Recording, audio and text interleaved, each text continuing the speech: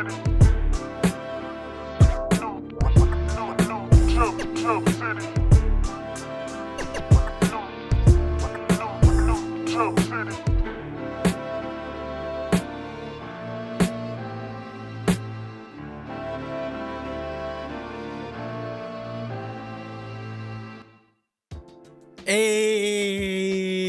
welcome to New Jump City, everybody, where we recap the week in American and Japanese sequential art. Oh no, I forgot to put the soundboard on.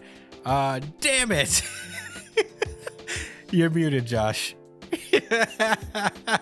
Oh man, this is already starting to be weird. First show of the new year. Did you guys know that Mercury's in retrograde? Is that why I forgot to put the soundboard on? Is it really? I guess so. I don't know. Well, Mercury's in retrograde right now, dude. Yeah, it is. Crazy. Well, in any case, now I got the soundboard on. I am your host, Christian, the unbiased king, Espinal. And joining me through Discord, it is the man, the myth, the legend, my partner in crime. It is the Tank Top Sage. It's Joshua Gangsta Time Cole. Well, it's called partner, but it should be called Gangsta Time. What up, everybody listening? Was good, Chris? Yeah. What up, Brian? Will be introduced momentarily. Oh yeah, there he is. That's my brother, our stalwart producer. It is Edgelord. Big news, Brian. What's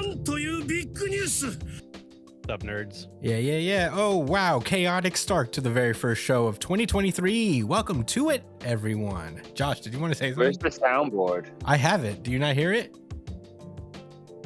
Well, I've been playing it, so.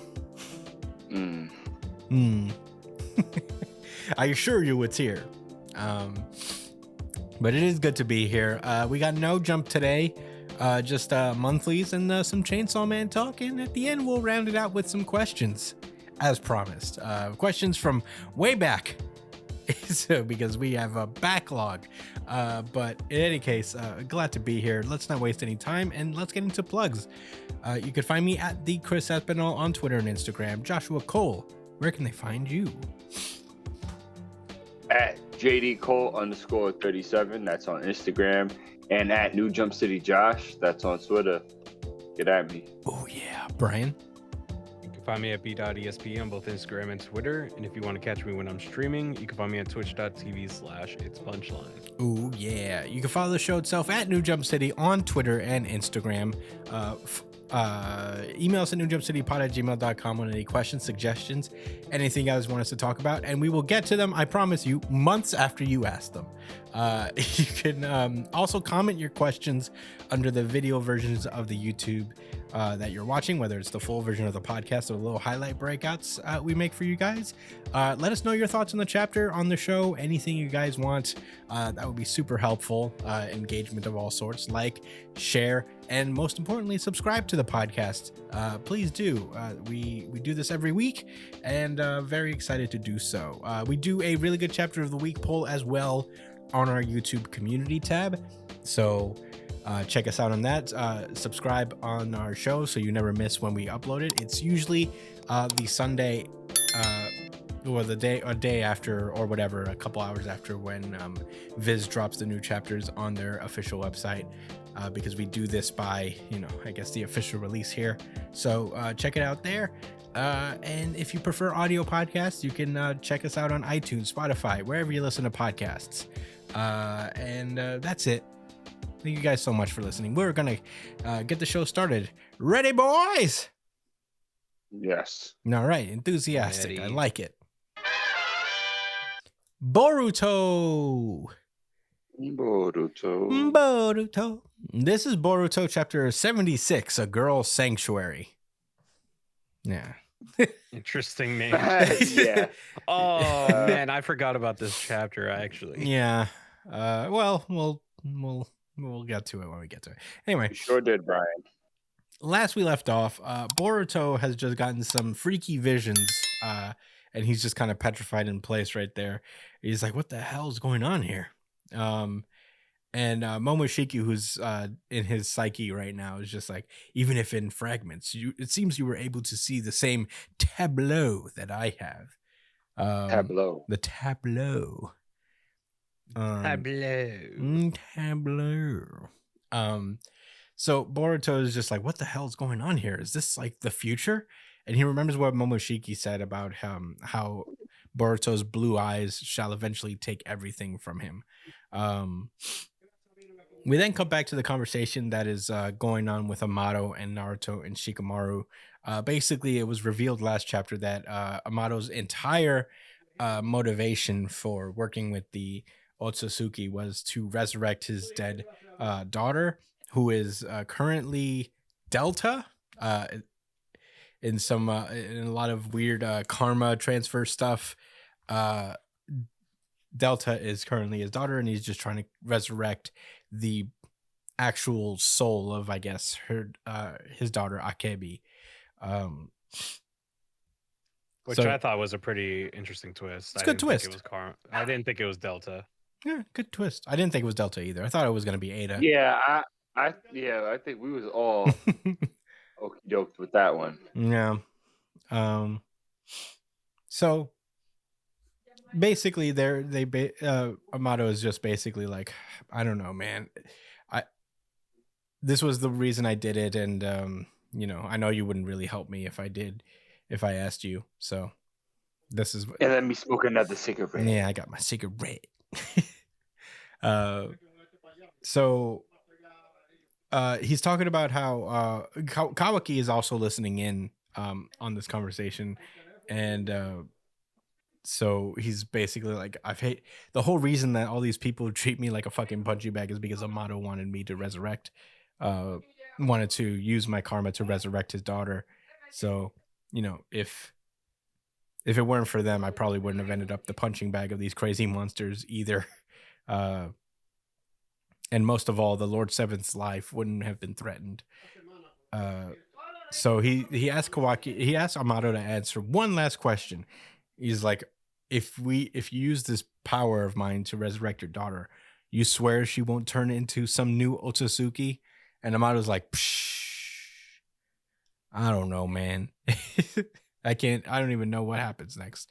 The only thing that's certain is that this is my only option. So, everybody's just, and he's like, Amato seems to be breaking down a little bit into tears because, this has obviously been a very exhausting battle for him, trying to get his daughter back. So at that point, Ada's just shuts down the conversation. She's like, all right, I think it's time for us to, take a night already. And I want to adapt to my new life quickly too. So let's talk again tomorrow. And Shikamaru agrees, so anyway, the night passes, everybody's at their quarters sleeping. They then go to dinner, I guess it's the next day or whatever, breakfast or something. And they're kind of talking at the table about Boruto's like, well, if the Otsutsuki are the people you want to date, then I'm a potential match too. Why do you want to hang out with Kawaki so bad? Daemon is immediately like, you fucking ugly, that's why. And yeah, so ugly little freak. Yeah, so they're pretty much arguing about this a little bit. At that point, Kawaki chimes in, was like, hey, you were in a partnership with Code and he hates me to death, plus I'm 10 tails fodder, and yet he said he would never go after me. So you sold out Boruto to Code, didn't you, in exchange for my safety? Well, Ada. And Ada's just like, no, he said my name. I'm like super happy. So yeah, basically at the end of the day, like Boruto's like, wait, so you don't care about me just because I'm 10 tails fodder? Oh, give me a break. And yeah, Kawaki gets confirmed. Is like, basically the only people who ever want something from me are generally all scum. At that point, Ada just like slams her hands down, and she just like proclaims that there are not enough girls here. And she's like, Sarada's nearby, right? And Kake too. Send them over here right now. Which makes sense, I guess. She doesn't want to be like surrounded by boys all the time. I guess it's hard to conversate. I get it. Sure. Yeah. Sure. Yeah. So basically, they well, Shikadai follows with them too, but You Kake, almost say Shikadeer. no. No, Oh, I didn't mean to say Shikadai is gonna come, but he did volunteer to come. I was gonna say Sarada and Kake, the science girl. They get summoned by Ada and they decide to go. Shikadai volunteers too, but upon arriving, he immediately falls under Ada's spell, and she sends him away, basically.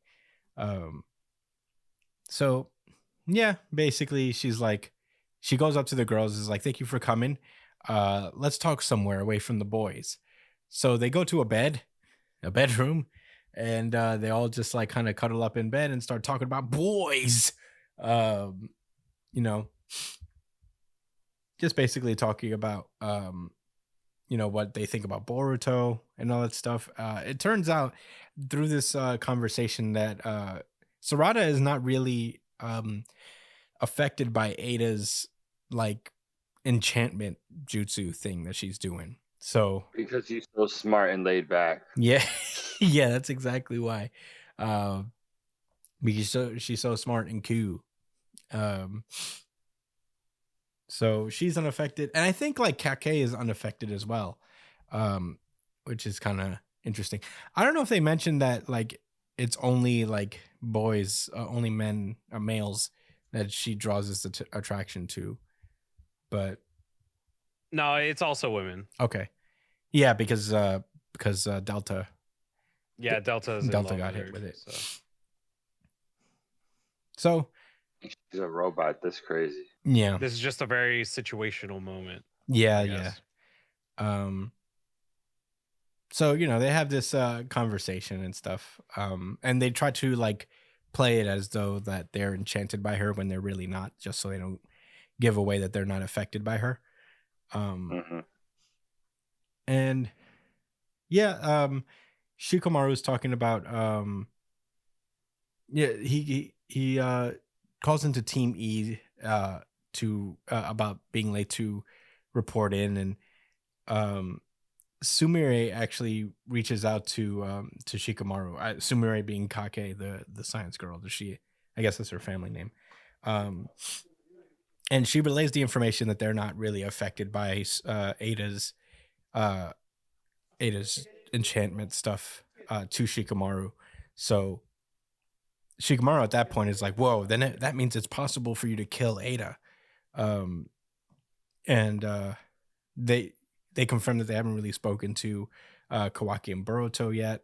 And Shikamaru is like, "Good, maybe don't tell them yet." Because are they talking to each other telepathically? I think so. I think they have like Ino's family's thing going on where they get sensory. Yeah, the sensory jutsu stuff. Well, I wonder, Ada can't hear those? Can it only you be can see spoken? everything going on. She can see everything going on, but she can't hear everything inside of your mind either. Yeah, so she can't like read your mind. Loophole that they found. Yeah, like it has to be spoken for her to know. Yeah, which is a good loophole. How come they're not affected by her? Maybe that's what they're gonna try to find out. Yeah, they don't know yet. That's like they're just realizing that they're not affected by it now. Yeah. So, in any case, Sarada is just like, I don't really want to. She turns over to Ada and is like, I don't dare hope to be your number one, and I know that it's not possible, and I'm no Otsutsuki, so how about we just be ordinary friends? Because Ada has been talking about how like her abilities and stuff have made it like kind of impossible to have like a normal boyfriend and a normal amount of normal friends and stuff. So I guess Sarada is like reaching out the olive branch, is like, hey, I don't really mean anything to you in any way. I'm not Kawaki and I'm not like an Otsutsuki person. So I think we have the opportunity to be friends. And Shikamaru, meanwhile, is like relaying to Sarada that Daemon is constantly watching Kawaki and Boruto, but you guys are different, and tells them to get close to Ada without setting off any alarms, because the one to bring them down may very well be them too. And meanwhile, inside of Boruto's mind, Momoshiki realizes the identity of her charm's power, which is interesting. And Boruto is just trying to get the information out of him, but because they share hive mind, Momoshiki made it so that like they can't really access each other's thoughts. He basically clears his mind, and not so Boruto can access his thoughts. And Kawaki notices like that Boruto's talking to someone in his mind, and he's like, you're in His there, mind aren't you? palace. His mind. Oh God, mind palace. Sorry, burped a little bit. He's like, quick sulking around and come out, Otsutsuki Momoshiki. And that's the end of the chapter. Josh, what did you think about Boruto chapter 76? Something about the end of this chapter really rubbed me the wrong way when I read this the first time. And I still feel that way after going through this the second time. So I'm going to talk about it. Kawaki really thinks he's some type of tough guy. Talk about quit skulking around and come on out. Like, what are you going to do if this Otsutsuki comes out? Momoshiki gonna smack the shit out of you, bro. Like, what are you talking about? Shut the fuck up. Let Boruto talk to himself if he feels like it. I mean, this was one of the people that kind of he was put in a test tube by these kind of people. So And? he's not going to be happy that he's talking to one of them, or has one inhibited inside of him. Listen, I feel like that's definitely cause for concern, like 100%. he needs to fall in line and not talk back to his guardians, the Otsutsuki. Otsutsuki birthed him. You said it yourself. So That they did, I guess. Are you on the he has to be Otsutsuki side? Yeah, what is going on here? I'm not on Momoshiki's side. You sound like you're defending him. I'm just saying Kawaki needs to like tone down the spiciness, man. Because what's he gonna do if Momoshiki comes up out of Naruto and says, "What did you want from me? What? Aren't codes What? like? I mean, he's surrounded by a lot of people. Well, Momoshiki will set it on every single body. Everybody in this manga could get it. Not everybody. Except Damon for Code, I apparently guess. is the strongest motherfucker You're in right. the universe. Except for So Damon, Code, and I guess Sasuke because he's still alive. Yeah. He'll always find a way. And honestly, Kawaki ain't no joke either. Yes, he is. No, he's not. He's a joke talking to Momoshiki like that. Isn't his like karma powers stronger than ever? Yeah, his karma is actually kind of really strong. It remains to be seen. It remains to be seen. All right. I mean, I don't know. Anyways, I don't know what to think about Sarada and this girl not being captivated by her. I guess we're gonna find out. But there's also the possibility that it's just because. And if that's the case, I don't know if I'm gonna be able to recover from such devastating information. I don't think it's a just because thing. Yeah, neither do Is it I. because you're trying to be optimistic? No, or you Boruto is truly a lot believe- more well thought out than that. Like it's a more well thought out series when it comes to this kind of stuff. They're not just gonna pull out this and then have it be for no reason. There seems to be a lot of doubt in you. Okay. Yeah, I don't know about that. I mean, Momoshiki knows something, as he just mentioned. Is this little girl a scientific weapon? Is she a robot? No, she's just a assistant science lady. That's it. There's nothing android or No, cyborg. No, she's from Konoha, so she's not going to be. She's a science. She's a science girl. Huh? Why? Because I'm thinking maybe because she's a robot and Sarada has the Sharingan, which they could make it a new ability that she's not affected by charm because the Sharingan says so. Yeah. And come on, what would any of us say? Could the three of us say anything to that? No. Not any of your favorite YouTubers could either. That'd just be something you had to hold down. Because none of y'all niggas complain about this shit when Sasuke had 11 abilities before the tuning exam. You know what I'm saying? Yeah, So, but that was before motherfuckers started turning into giant chakra fucking monsters, like big fucking kaiju beasts, and fucking blasting and nuking people. So this is a very welcome change. Listen, the point of the matter is, I lost my train of thought. It's okay. Listen, the Sharingan could do anything it wants, so I'll accept it. They set a precedent already, so we'll see. This arc is gonna lean heavily on the why for that, in my opinion. Yeah. Otherwise, I thought this was actually like a funny chapter overall. I don't hate the dynamic of the kids talking to each other and figuring out things about themselves. Like this little, it's not really slice of life, but I like this. I like the kids talking and hanging. It's cool. Mm-hmm. This is what I thought Boruto would be. So more of this, and maybe they can find out the secret to the charm, so the rest of the kids won't be affected, and they can all live together in this house for another long arc. Yeah. Yeah. Okay. Do I have any more thoughts?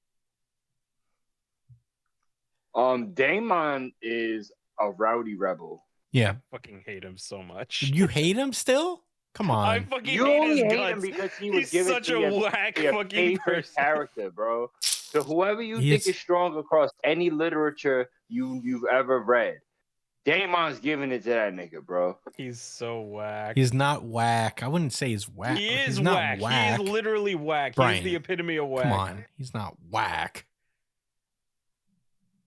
Bro, I like Daemon because he tells him to watch his mouth. He reminds him, like, you can't say anything you want because you don't have control in this situation. Yeah. Who else? Thanos? Thanos talks to people like that, bro. And once like Daemon switches over to the good side, which is inevitable, he's just gonna be a dope ally. Yeah. Anyway. Thanos folded whole galaxies, and Daemon could probably fight him too. Yeah. But was all those your thoughts? Yes. Brian, what did you think? So, upon re-remembering this chapter, as we covered it, there was actually quite a few things that I wanted to kind of bring up. And there was some panels that struck me as very interesting the way that they set it up. So, when it comes to Amato and Naruto, so they make it a point to show that when Amato starts to kind of crumble a little bit and become upset, it's always Naruto who's the one that reacts to it. It's always Naruto. Naruto is the one being empathetic to Amato in this instance. Shikamaru don't give a fuck. That's why. Huh? I said Shikamaru don't give a fuck. That's yeah, why. no, but there's a reason why. All right, there has to be a reason why. So there's two options here. These are my two options here. So, number one, which is more in relation to Naruto's character. Naruto's biggest strength is his humanity and is his empathy. That's his biggest strength, honestly, in the entire series. That's what got honestly. That's why so many people. I thought it was the Shadow Clone Jutsu or the Nine-Tailed Beast, but no, I can understand where you're coming from. Those like his personality is what draws people to him and allows him to kind of become this kind of pillar of hope for Konoha. That's how he became who he is because of his empathy and because of his humanity. And they're showing Naruto reacting to Amato becoming upset and becoming like a little more fragile and vulnerable to show that oh shit, this could be like a real moment here. Like this could be him actually like seeming human after being so cold and calculating for so long. So this is like kind of the Naruto letting the audience know, yeah, this guy, he's a human being too, you know? Like we can care about him too. Kind of thing. Number 2, which is my likely option, is that Amato is playing Naruto right now. And Taka no Jutsu is about to get fucking countered. He's about to use Naruto. He's about to play Naruto like a damn fiddle by using his emotions. Because he probably figures that Naruto's a very empathetic person and he could be likely to be tricked in that sense. Because judging by how he treated Kawaki, being so open and so like inviting to a complete stranger who is who was pretty much a big threat when he first introduced into the series, like that could show Amato that, oh shit, if I play this up right, if I ham this up properly, this guy, I could have this guy wrapped around my finger and he wouldn't even know it. So there's 2 options there. Those are my thoughts when it comes to Naruto and Amato. I feel like those panels didn't put them there for no reason. Yeah, there's definitely something to that. I figured I don't know how much it's actually him being played. I would hope not, just because, like, you know, I like Amato, but that's a distinct possibility. He is a kind of like a conniving and a strategic guy, so I wouldn't put it past him. That's what I thought too, to some degree, because I'm like, this, I don't know about this. I've never really like trusted Amato all that much as I do like his character. But yeah, I don't know. His motives are very clearly for him and his daughter mainly. Mm-hmm. Everything else doesn't fucking matter to him. Yeah. So sure, he's a very interesting character, right? Like, we want him to be a good character. We want him to be a good person because he's so interesting. Like, he's an interesting guy, shrouded in mystery. But, you know, that does, like, if it doesn't line up with his plans, then it's just not going to work for him and Konoha. Mm-hmm. And he's got to do what he's got to do. So that's why I'm a little nervous when it comes to Naruto. Because they already took away, like, the Nine-Tailed Fox, which was a big defining feature of his character, right? So what's next in line? It's his personality, it's his empathy, it's his humanity. What else can they take away from him, you know? Yeah. So that could be next. Like, they could come for Naruto for who he is, not just for what he was, you know? So that's what I'm a little bit worried about. And honestly, that would be a very interesting topic to tackle, because that's a pretty big trope in anime as a whole, is the whole Taka no Jutsu shit. So somebody using that against him, in it kind of blowing up in his face in a very like terrible manner, would be a very big, like, crumbling of that trope from a character that's literally built on it, you know? Mm-hmm. Yeah, I feel that. I get that's all your thoughts, right, Brian? Yeah. The stuff with the kids was kind of interesting. Though I feel like that has to be fleshed out a little bit more for me to really have much more to say about it. It was, I don't know why the Naruto thing really struck a chord with me this chapter, but yeah, I don't got much else to say. Yeah, no, I mean, it's definitely important. You know, it's like kind of half the story here.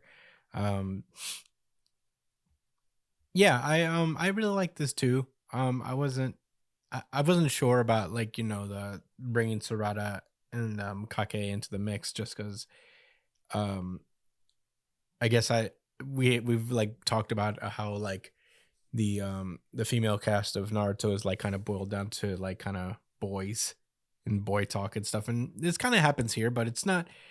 I feel like there was a purpose to it as well. Giving Sarada, giving Sarada and Kake an opportunity to like serve the story outside of that. And learning that they're not as affected for whatever reason by Ada's jutsu.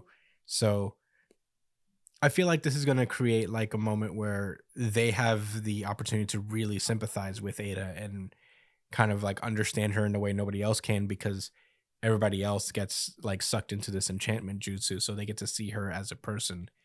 I don't think they'll be able to like kill her at the end of this. You know, I feel like they're just going to actually become friends. So I thought that was like an interesting dimension as well.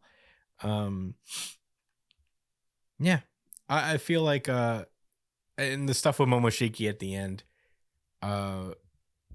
him saying that he knows what her power is all about gives me reason why that there's like a concrete reason between why she can't enchant Ada or Sarada. So I think it's interesting to find out. I feel like this direct thing with Kawaki is going to be like the thing that triggers the future that Boruto saw, where he's like attacking everyone, maybe as Momoshiki or something. The dark tableau that they saw together. So it's a vision of the future. Yeah, so I don't know if it's Kawaki actually like kind of triggering that future right now by trying to confront Momoshiki. But I guess we'll have to see. I don't really have many other thoughts aside from that. I just thought like the talk between the kids was interesting in that way. But yeah. Any rebuttals? Anything else to say to that? Aki said, the only people who ever want something from me are generally all scum. Yep. That's what Kawaki said, yeah. What a hurt kid. What a hurt child. Yeah, it's almost like being born out of a test tube and being forced to be possessed by a fucking primordial being is kind of traumatizing. It's the fact that Daemon says, hey, calm down. I'll fuck you up. Yeah. And he had to just respect that. Like, how do you not like this guy, Brian? Because he's so annoying and so fucking stupid. You hate that he could check anybody he feels like? Yes, he's a fucking annoying little shit. I fucking hate that nobody can hurt him.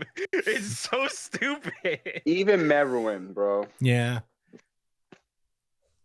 Meruem wouldn't be able to touch him. So dumb. Just thinking about hitting him hurts you. That's so stupid. It's not stupid. It's pretty good. I fucking hate him. Nobody in Dragon Ball. Get him away from me, bro. Get him away from me. All right. Daemon.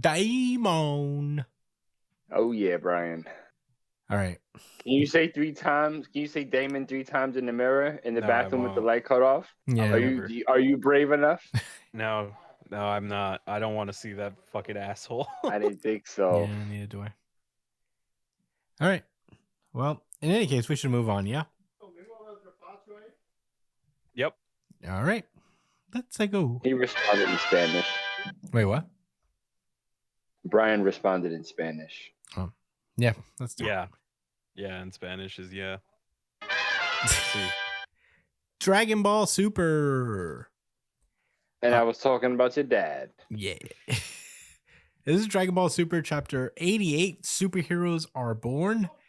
You guys did your homework and watched the Dragon Ball Super movie when I didn't. I just did it on a whim. I had no excitement for that movie, really. I wasn't stoked for it, but it did turn out to work out just fine. What was better, the movie or the snacks? The snacks? Ooh. No, I like the movie. I like the movie. Cool. It was really good. Or it was solid, at least. Not only did I watch the movie, but I also did some further research. Well, we I hope you guys all saw it, because I guess it turns out you had to have. But last we left off, we actually didn't cover the very end of the Heaters granola arc, for whatever reason. But the Heaters were defeated. Obviously, Gas was defeated. And we did cover that. I don't think we definitely did. I don't think we did. Black Frieza pulled because we up. did not go. We did not go it. ham on Black Frieza. We did not. We cracked mad jokes. No, we did. Did we? I don't think we did. Honestly, I don't remember the last time we covered I don't think we talked about it. Like August. Yeah. August? Yeah. No, yeah. It's been that long. It went on like a 3-month break. Yeah, Super's been on a hiatus, but I don't think we covered the very end. Wait, I could be wrong about that. Oh shit, it did come out in August. Forgot about that. Yeah. In any case, Frieza came down. He revealed his new form that he actually trained for, which is like kind of a first for him. For 10 years in a hyperbolic time chamber. Yeah. And now he's the baddest motherfucker in town. Yeah. And he came to show off just that and then fly away and be like, fuck you guys. Saying, man. So, yeah, that's where we left off. Meanwhile, back on Earth, we got a cool 2-page color spread of all the kids. Brand new arc for Dragon Ball Super. And we start off in basically Goten and Trunks are now like superheroes. They go around just like Saiyaman. They're basically Saiyaman. They're Saiyaman X1 and Saiyaman X2, which is kind of nice, I guess. A nice little callback there. And they spend their time fighting crime, doing cool shit like that, under the guise of their Saiyaman costumes. And they are apparently also big fans of Cleangod, which is basically a superhero just like a cinematic movie superhero that they all look up to. Oh no, honestly, think about it. How could you ever look up to superheroes being literal superheroes already? Well, they're kids. I thought you was going to say, how could you be the god of cleaning? But yeah, that was on my mind too, I guess. Yeah, that's a good question. Superman is a big fan of comic books and like maybe superheroes? Maybe. His son is. He could be. I don't see why not. Just because you do the thing, you can't enjoy superhero comics? In any case, so Goten and Trunks are moonlighting as superheroes while also going to high school together. Their identities are completely a secret, even from their own family. And yeah, they run. Trunks runs into his grandparents, and just tries to evade them basically.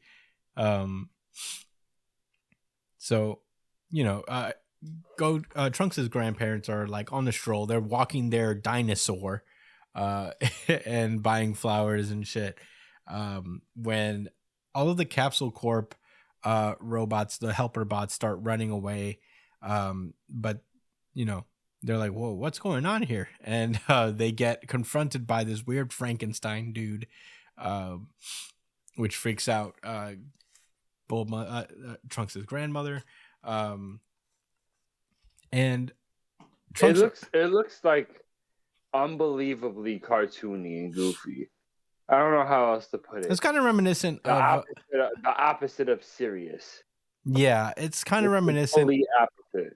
It's reminiscent of Android 8 from Dragon Ball, to be honest. A lot of these guys, who was also this Frankenstein-y type of guy. But yeah, Trunks arrives at Capsule Corp, where Pilaf and the other guys are hanging out there. Down the street. All right. In any case, he catches Mai, carrying a heavy box or whatever, and is like, "Hey, I was hoping we could chat." And she's like, "About what?" It's like, I'll tell you about it later when I get home.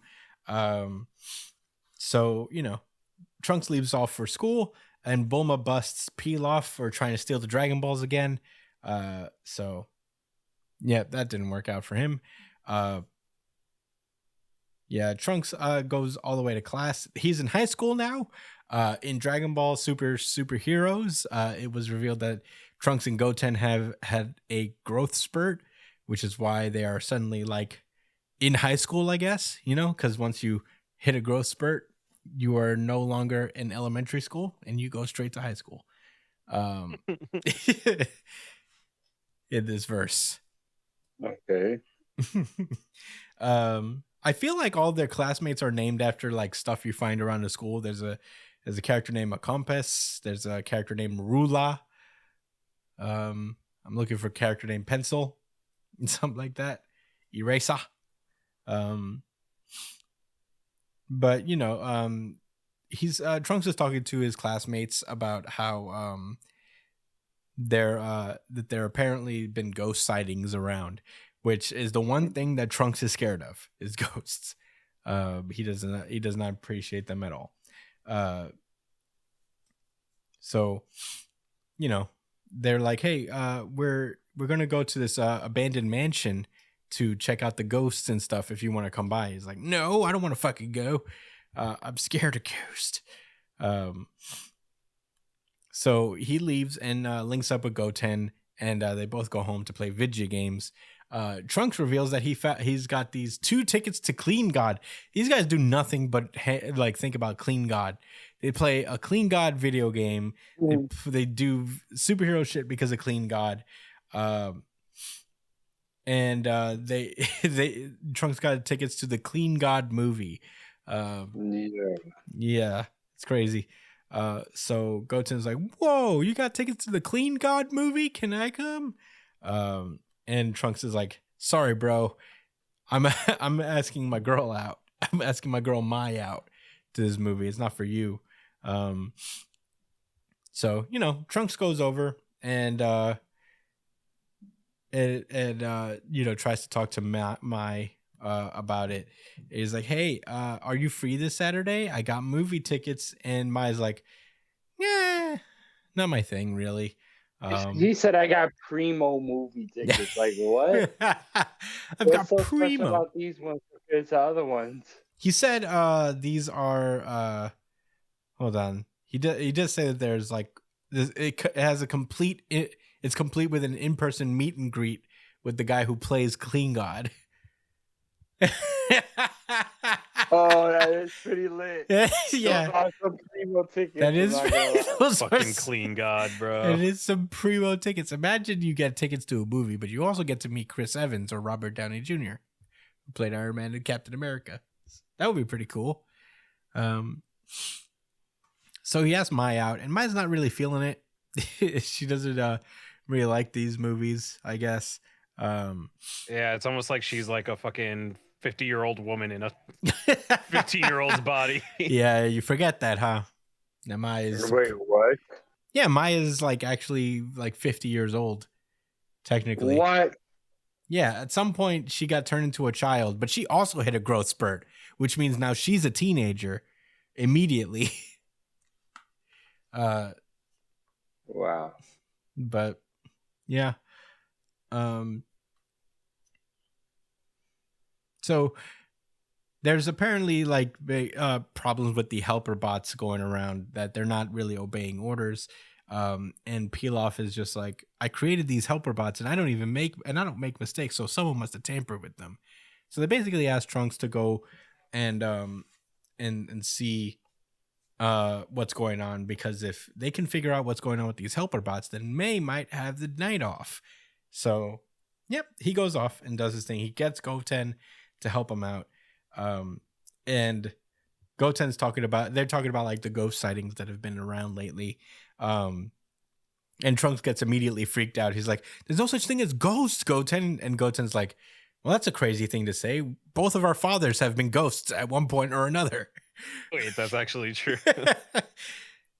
That's a really funny point. It's like, both of our dads have been ghosts at one point or another. We fully communicated with them as spirits. And Goten's like, that doesn't count. And they bump into someone that happens to be another one of these big Frankenstein dudes. Trunks immediately runs away, and they watch him as he starts to do something to one of the helper bots that causes it to run off. So they have their lead, I guess, and they follow this guy who's starting to run away in a car.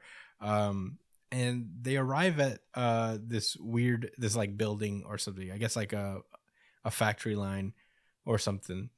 And there's a bunch of these Frankenstein-y dudes around. So they're seeing that like they're overriding a bunch of these helper bot systems, and they get caught by this weird mummy guy, who like pulls up to them, and he doesn't get caught. They actually catch one of the kids from Trunks' high school, and just like one-handed choke carries him. He's like, how'd you kids sneak up in here? And at that point, Trunks and Goten get into their superhero gear and spring into action, fighting these Frankenstein-y dudes. They come across this one in a football uniform, and he goes, upcycle punch, and it doesn't work really. He's like, I'm built differently than the other ones. I'm engineered to eat a wimpy hit like that and then some. So yeah. First, I was really surprised. Like, oh man, this nigga's like a Saiyan. Like, that's how strong he is. He's at least, I guess, he's at least as strong as a base Saiyan, probably. But I'm sure Trunks is also pulling his punches because these are normal humans, right? But then Trunks is like, you're gonna make me go all out, will you? And he does, like, he spins his arm around, which I guess activates his weird watch thing, and accidentally turns him back into Trunks.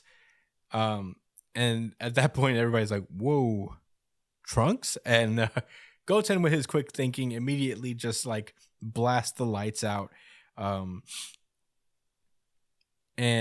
saves all the kids from the inside. So he's like, whoa, you're Goten, aren't you? He's like, yeah. Oh boy, that was pretty crazy, huh?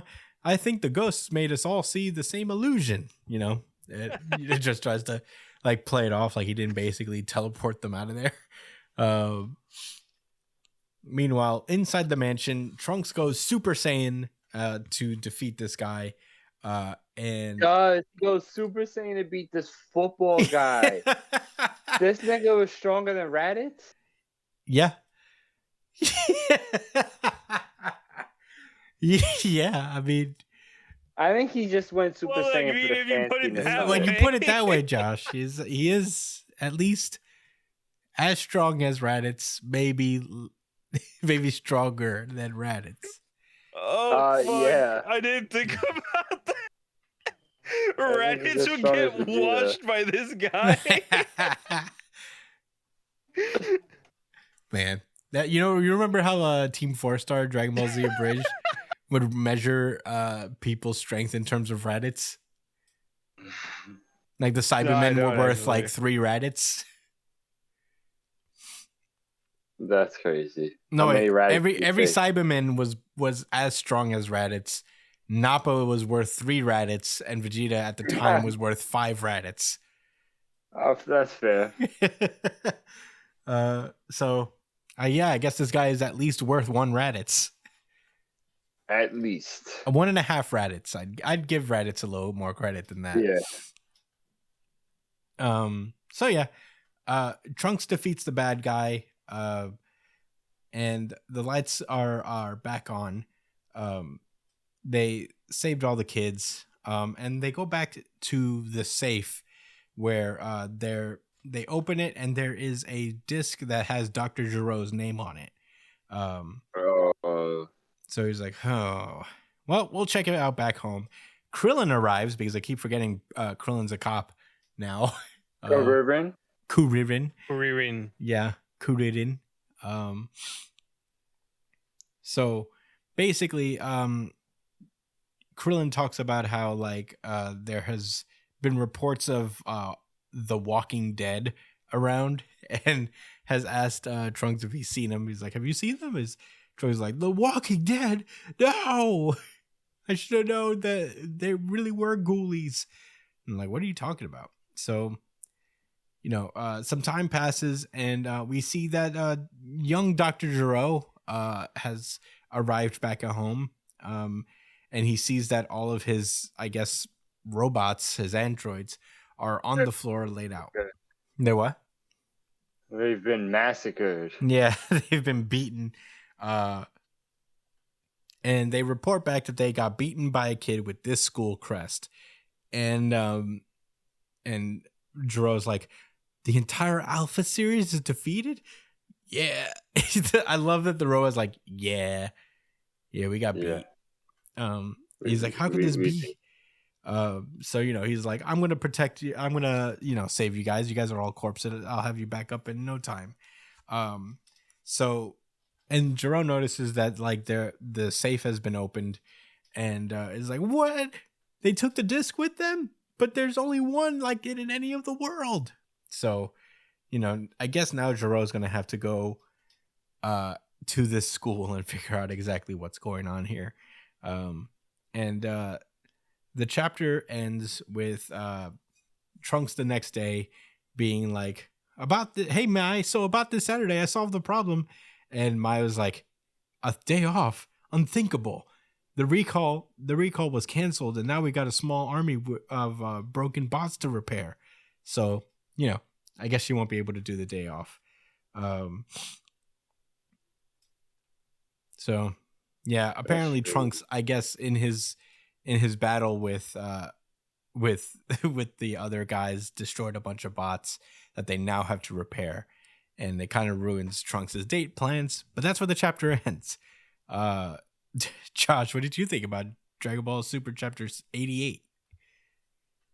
That annoyed the shit out of me. That I hate how nonchalant she is about like not being able to make it for the date. It triggers me. It's like, so are you down and do you want to figure out another time? You're upset on Trunks' behalf. Not give a fuck. Do you just not care about me? I'll tell you what. Like, boo, bitch, work then. Work. Be a slave. Don't go to the movies with me then. Yeah. All right, fine. Fine. I'll take these primo tickets with me. Right. You don't want to spend $20 on a large popcorn? Bet. You're my guess. You could have met Cleangod. You could have met Cleangod, bro. And you're out here playing games. Wasting your opportunities. Jeez. Were those all your thoughts? I had questions about. I want you guys to give your thoughts first, and then I'm gonna. I have some questions about the movie. Okay. And if Gohan is truly the strongest person alive in DBZ. Well, go for it, Brian. So initially, when I read this chapter, I was like, "What the fuck am I reading? This is such a different change of pace from the last few chapters that I read." And I was like, all right, this is fucking weird. I guess we're just doing like a slice of life thing now. And then I saw Hedo in it. And I was like, wait a second. That's the dude in the movie. That's his name? Hedo? Hedo Jiro? Yeah. Dr. Hedo, yeah. And then I was like, you know what? Let's give that movie a watch, bro. Let's just give it a watch. So I gave it a watch. And now this whole thing makes sense. Because this movie takes place before... the newest Dragon Ball movie. Oh, I was wondering. Yeah, this takes place before the newest movie.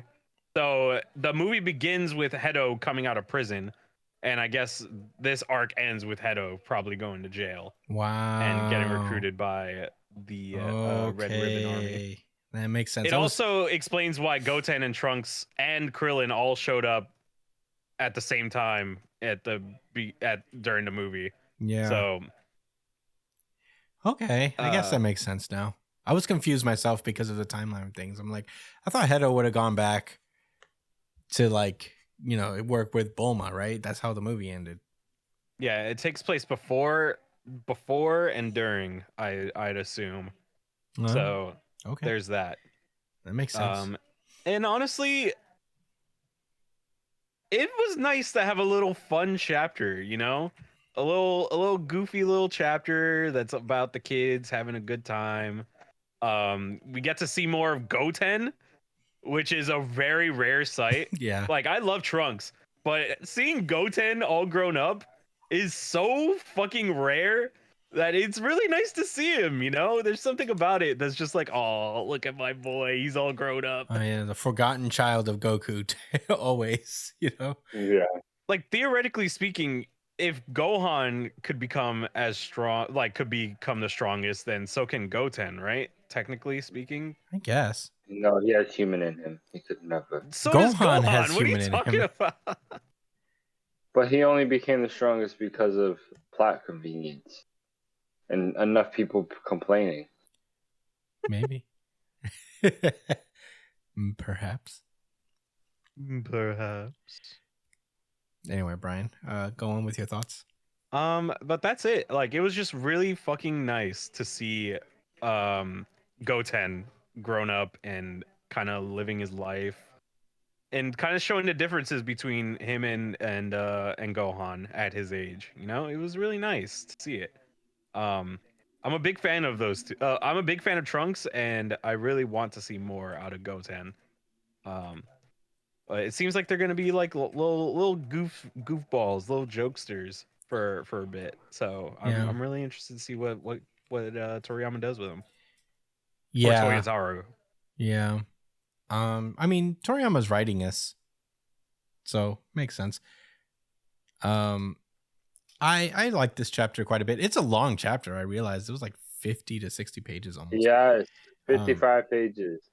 But yeah, it's it was like cool. it's its own like start of its own new series. You know, it reminds me of like between the Cell and the Buu sagas, in that moment where we see Gohan go to high school and, you know, start to have his own normal life before it gets turned upside down. And then take a moment and sit right there. You know, I guess this is like kind of nostalgic in that way. I don't think it's a real time skip, because I think it would make sense and it wouldn't hurt for them to just have like a couple years so they could all make sense that why Goten and Trunks are suddenly high school students. Right. But it's fine. It is what it is. I thought it was cool to see, really. And you know, the kids also becoming Saiyamen, just like their big brother before them, basically. It's kind of sweet to see.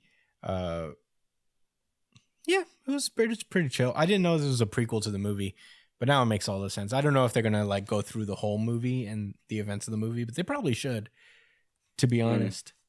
They didn't do it for Broly, but they probably should do it for this. In any case. But yeah, I don't really have much to say about Dragon Ball Super right now. It's fun. It reminds me of like old Dragon Ball Z, you know. You feel the vibe of that, and you forget in all this like celestial battle and all this stuff. Sometimes Dragon Ball likes to shift into its more normal and gaggy roots. So I respect that. But that's all I got to say. I like the change of pace as well. Yeah. All right. You guys have any final thoughts? Nope. No. Not All really. right. Well, let's move onward. Chainsaw Man. This is Chainsaw Man, chapter 114. We have 2 chapters. We didn't really talk about the chapter last week because we were going to do it this week along with the new chapter that came out last week as well.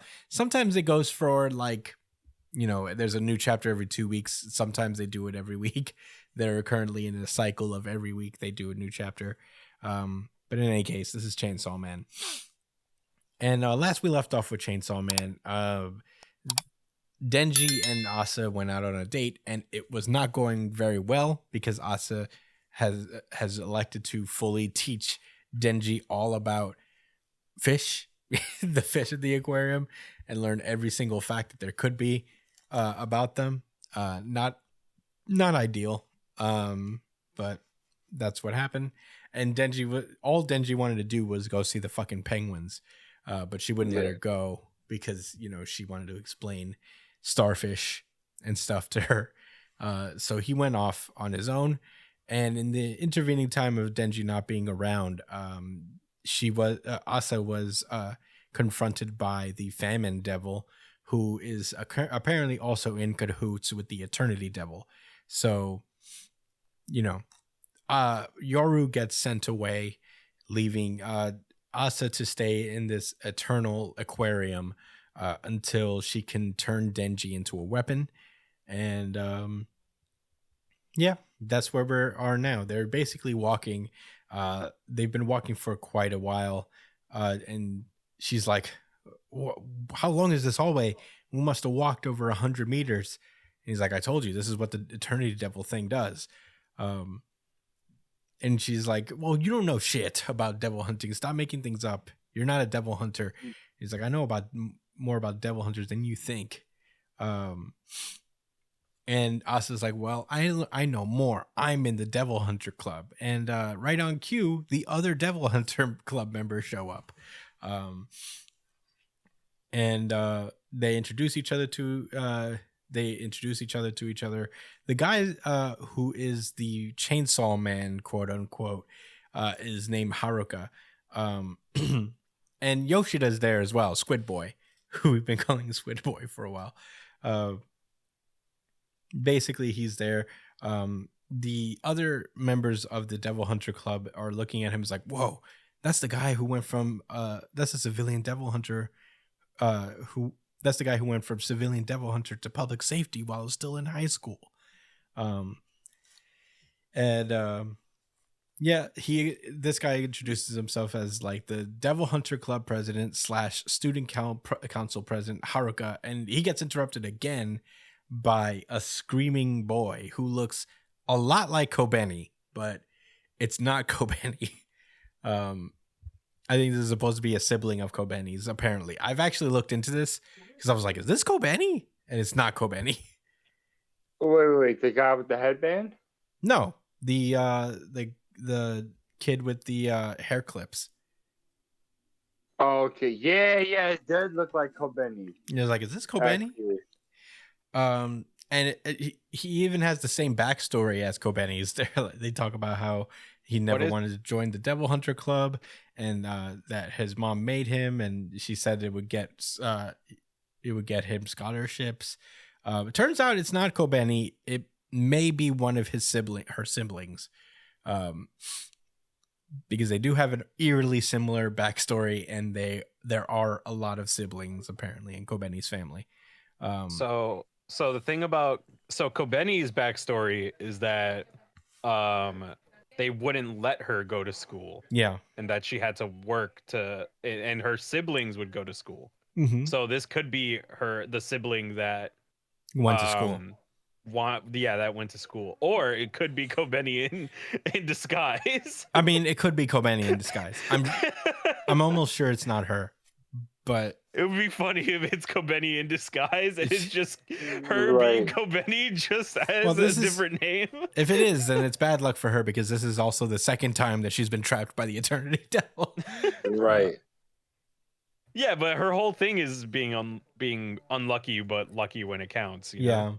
I guess it runs in the family then, because this other person's there too. It is so funny to have another Kobeni here in one way or another, whether it's her in disguise or a sibling. But yeah, basically they're talking about what to do now. And Denji asked if they saw the devil anywhere, and they say no. Asa remembers that the Famine Devil tells her that she's not going to leave without turning Denji into a weapon. And fucking Devil Hunter president finally gets to introduce himself as Haruka Isuemi. And he says, as a Devil Hunter Club president, I ask that you obey my orders in this situation. From now on, we have two goals: exterminate the devil and survive. And that's when Asa remembers, like, oh yeah, he's Chainsaw Man. If I could do as he says, maybe I can get out of here without turning Denji into a weapon. actually, if I can kill him, I won't need to turn anyone into a weapon. So, yep, now she's got to like find a way to kill this kid who is apparently Chainsaw Man. So they're going through, and I think they like go underneath one of the floorboards or something. I'm kind of confused as to how this works. But yeah, they arrive at this like weird employee lounge room, and there seems to be water in the fridge, and there's an identical lounge like 20 meters down the hall. So, you know, they just have to keep moving from lounge to lounge, and they'll never go thirsty. So they don't know how they're gonna eat though. But that's when the Squid Boy and the other Devil Club Hunter guy come in, and they're like, we found some fish connected to the fish tanks in the room, so we took some fish from it, and if we cook them, it should be enough to last us for a while. So it turns out that the Kobeni, we're gonna call him Kobeni for the lack of knowing this person's name. It's the only character that's not really introduced. Wait. Let's call him Bro Benny. Bro Benny. Yeah. Bro Benny. Bro Benny here is like, actually, I have a lighter. My billies make me light their cigarettes, so I carry a lighter everywhere I go. And they are like, we can start a fire big enough to cook the fish using the lounge newspapers as kindling. And at that point, that's when Asa's like, I can't eat fish. And like, what? Why not? Are you allergic? And she's like, fish just looks like it's too much of a dead animal. It grosses me out. They're all just no real reason, just like a very superficial, like, yeah. are you fucking kidding me? I love the way they also just like look at her like, for real? And so Asa leaves in that moment, and runs into Denji. Denji's like, ah! And he's like, what are you doing? He's like, nothing. And then, why'd you make a noise like we caught you red-handed? He's like, there's 1,000 yen in this bag on the ground, and I was just picking it up. And she's like, that's theft. You're a thief. And he's like, it's my money. I found it. Finders keepers. I fucking love this. This exchange. And they're arguing about like the right thing to do about this, and they're just telling each other to go to hell. And Denji walks away even more. And Asa's like, well, fuck this, man. Maybe I should turn him into a weapon. What's wrong with him? And at that point, she turns around and she's like, I'm not a loser like Denji. I'll have to contribute to the group somehow. And she enters his room and she pulls out a cellular phone. And you're like, you have one as a student? He's like, yeah, technically it's my mom's. So she looks for a signal for a while, because she seems to have found a bar once, and she's like trying to like find it by waving it in the air. And everybody's like, yeah, you did it. Go, Asa, go. And, you know, it's going pretty solidly until all of a sudden Asa just trips or slips on something, and she breaks the phone. And everybody's like, fuck, you know, it's not looking good. And then at that point, Haruka is like, you complain, you aren't a team player, and you fail to come through in the clutch. I expected better of you. Yeah, brutal. And at that point, Asa's just like defeated on the ground outside of the room. And it's at that point we cut over to Chainsaw Man chapter 115, high schoolers these days. And she's just lying there just like, man, I can't do shit here. This is the aquarium from hell. Once you go in, you'll never get out. The hallway goes on endlessly. The clock hands don't move. You can't flush toilets, and the fish has started rotting away in their tanks yesterday. And outside, like right beside her, is Haruka talking about, it's like, we would have escaped if you hadn't broken that phone. And he's like, well, you're Chainsaw Man. Why don't you do something? I was like, I'm Chainsaw Man? What are you talking about? And she's like, the starter on your chest. And he's like, oh yeah, that's a surgical implant. It's not fucking real. He got it because he's a massive fan of Chainsaw Man, and he's the president of the Chainsaw Man Society's high school chapter. All right, that's so weird. That's so weird. Why would he get that surgically implanted on him? Yeah, because he's a big starter? fan. Yeah. He's that much of a fan? Yep. That's that much of a fan. Sometimes you got to get enough surgery to prove that you're a fan of something. Wow. But at that point, Asa's like, so you're not Chainsaw Man? He just starts laughing. Like, if I were Chainsaw Man, we would have gotten out of this mess a long time ago. And then he starts yelling for Chainsaw Man to save him. And at that point, I didn't know if he was being serious or making fun of what's her name, Misaka? Yeah. Asa, I'm sorry. Yeah, was he making fun of her, or was he really crying for help? Maybe he's just crying for help. I don't see how this is making fun of her because like he's crying. Because he went from laughing to fucking crying. I think he's just losing his mind. I think he is too. Yeah. At that point, that's when Squid Boy and Denji are just standing there like, well, that's your cue, Chainsaw Man. Isn't there something you can do? And he's like, well, I was able to kill it last time because I knew where it was, because it came at us. I don't know where the fuck this one is. So can't you do something? And it turns out Squid Boy had a fucking cell phone this whole time. And he's like, unfortunately, the signal isn't strong enough to get a call out. And I feel like it's been 3 days. So time inside the aquarium has stopped. Everybody's given up and made peace for it. And he's like, do you think Chainsaw Man would eat it for us, the Death Devil? So yeah, I guess they're figuring. The way Denji looks at this nigga, I didn't realize this the first time I read it, but we're gonna see on the second page like what he says, and I'm like, oh, that's why he looked at him that way, because he realized he sounds fucking crazy and desperate. Yeah, that was him being desperate. Yeah, because you killed him. He said that he accepted death, that he's made peace with death, and then asked if he would eat the Death Devil. Yeah. Like, you're tweaking, bro. Yeah. You're tweaking. Yeah, so at some point, Denji makes his way to Asa and is like, the others are starting to lose it. How are you feeling? And she's like, I'm hungry. He's like, eat some fish. It's like, I can't eat fish. He's like, what? Okay. And she apologizes to Denji for like bringing him on this date. And she's like, even starving and cornered like this, I just can't do it. And it's not because I don't have the guts or because it goes against my principle, is because I have no idea what's right or wrong. My life is just one long string of attempts to avoid making mistakes. And that's why I'm a total bore. And when she looks up, Denji's across from her inside one of the tanks, and is like, you can't eat fish, right?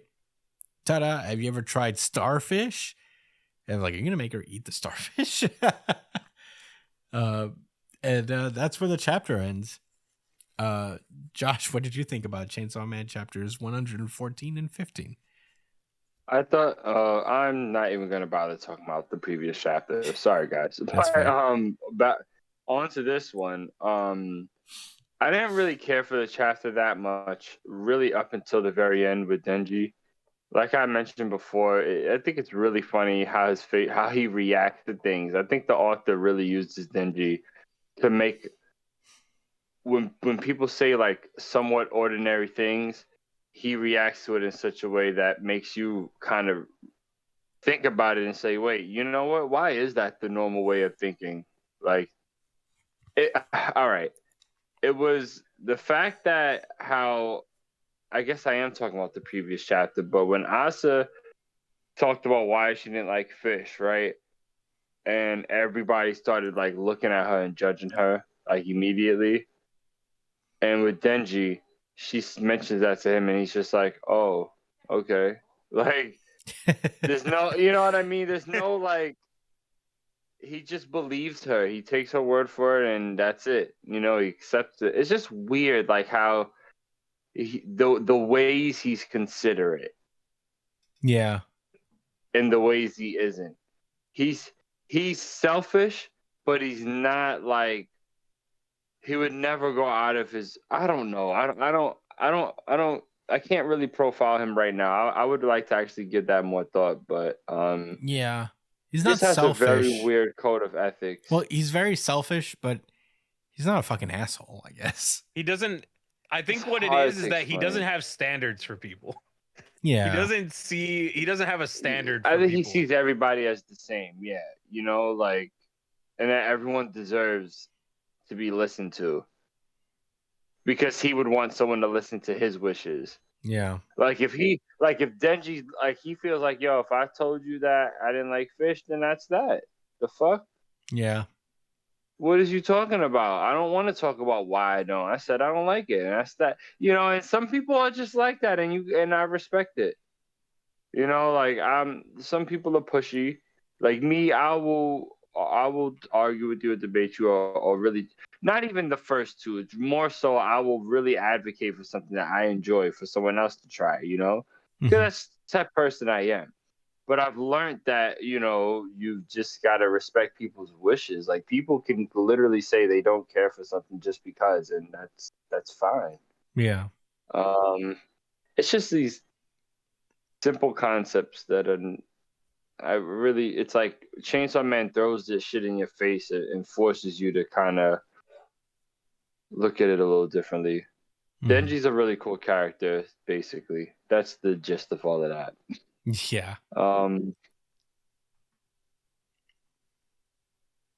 I wonder about this devil hunting club. Because those kids all definitely got killed and they're still walking around. Especially this guy with the eye patch. He got I don't remember what happened to him, but he's back, I guess.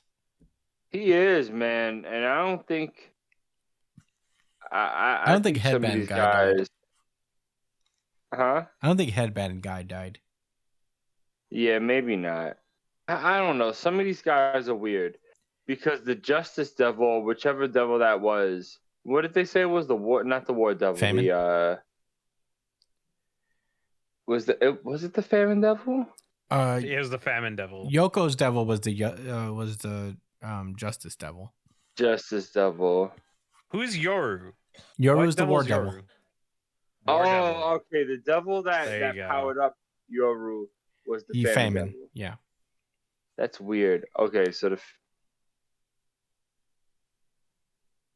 the Famine Devil wants Asa to turn Denji into a sword.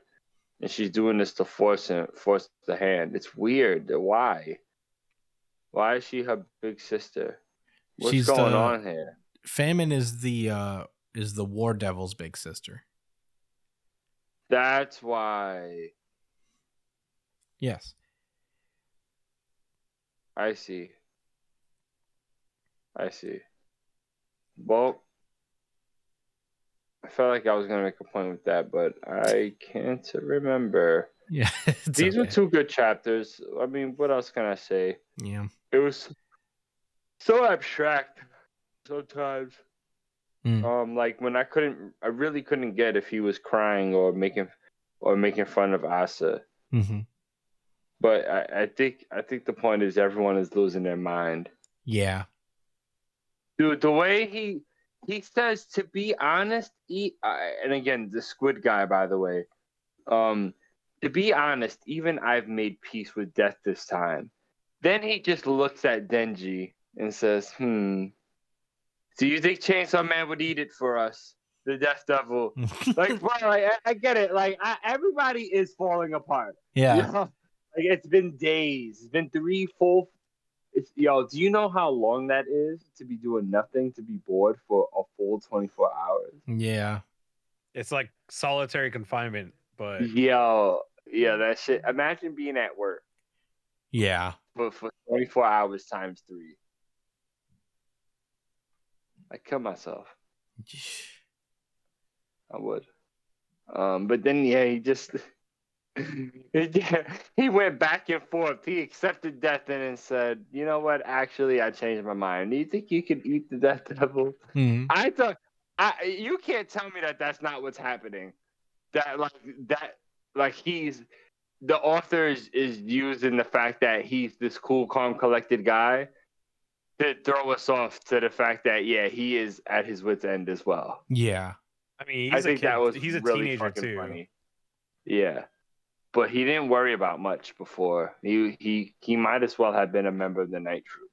I mean, he's always been kind of a question mark because he also fought, what was it, Guanxi, whatever her name was. Yeah. Well, I don't think he fought Quan Chi. He did. Yeah. Did he fight? He fucking squared up with her. Yeah. He was around them. He literally fought her.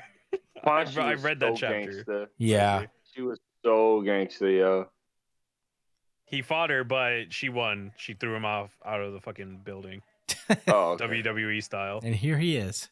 Today. But he was actually putting up a decent fight. Squidman's, you gotta watch out for Squidman. All right. Well, those are good. Yeah. Were those all your thoughts? Yeah, man. Yeah. That was a weird arc though, with the Darkness Devil. With Santa Claus. And the human. Yes, and the human puppets, and that was it. They were heads dead, for legs. like, or someone came back to life and they were like, "What? Why is my hand a sword? What's going on?" Like, yo, oh my god. Yeah. Wild times. Horrible. Brian, what did you think? RGC. Oh yeah, I guess. RGC. Yeah. Certified RGC. I wasn't really marking them down for this week. Yeah, The same. monthlies. Yeah, they're monthlies, but I agree. I guess this is a unified, really good chapter then, right? Yeah. Unified RGC. Unified RGC. Yes, sir. Yeah, this was a really fun Chainsaw Man chapter, you know? Like, Chainsaw Man has these random bursts of, like, deep Fun. writing. When it comes to its characters and how the things are written, they're so, like, they're so cartoonish, but they're so realistic, if that makes any sense. Like, it feels like they're people, like when he puts them in these kinds of situations. Mm-hmm.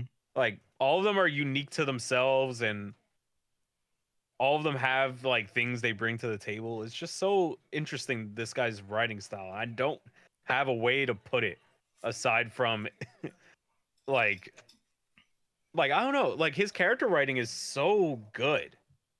And the way he writes Denji, like Josh said, I didn't think about it, but this was really an interesting way to kind of have Denji be like have his character be utilized as not a guy who's going to judge somebody for what they eat or what they don't want to eat, you know, like What they prefer, yeah, But because we judge them for who they are.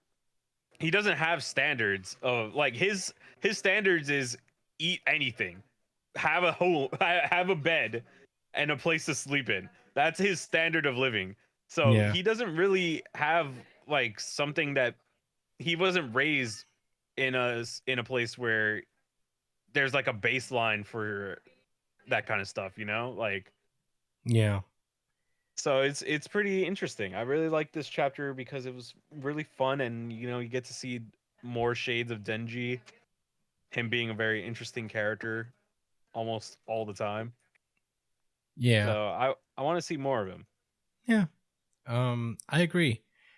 Yeah, I mean, honestly, I really loved just kind of like the situation that they set up here, and how Asa has, like, despite doing her best to change and to be a better person, it just kind of like slams down in her face that, you know, it's tough to be a different person. And, you know, despite her being so judgmental and you know, trying to be different from the people she looks down on, she's not much different in a way. I love the introduction of Bro Benny. It's always good to have one of them around. I really am excited to see how that develops, because as I've seen, like, in my research to find out if this is Kobeni or not, and it seems like people aren't necessarily sure. I found that, like, well, we all know that, like, Kobeni has a secret pact with a devil of some sort. We don't know what her contract is with, but it could be possible that, like, a lot of her siblings have contracts with devils, and Brobeni might not be an exception here. So I'm excited. I'm excited to learn more. Someone has. I didn't know Brobeni had a contract.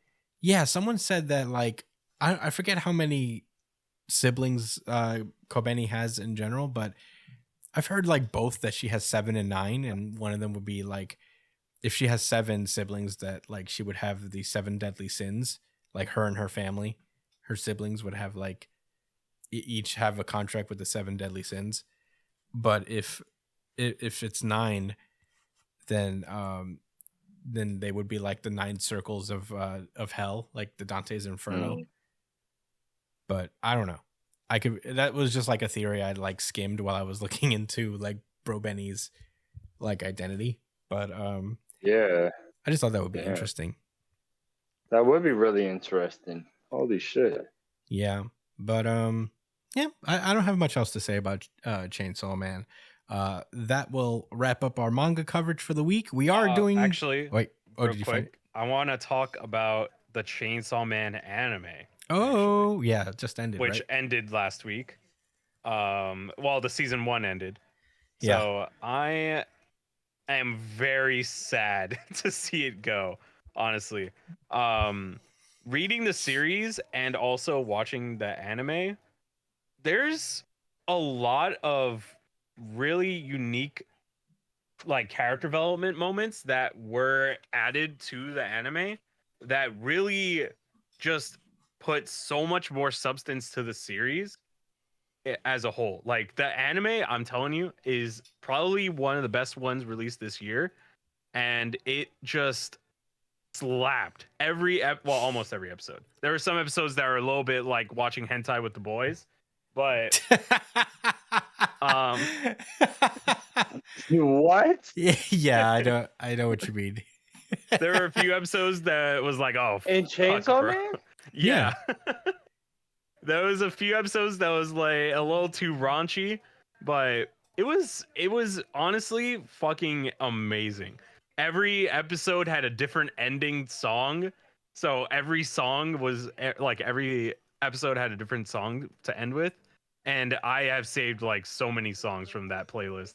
It's just, and the animation, so fucking good. The last episode had some of the best animation in the whole like the whole season. And what did the anime end with? Riza? It ended with Katana Man. Katana Man fight on the subway, on the train. I believe that's it. Yeah, I believe the anime covers the first 5 volumes of the manga, or 5 and a half.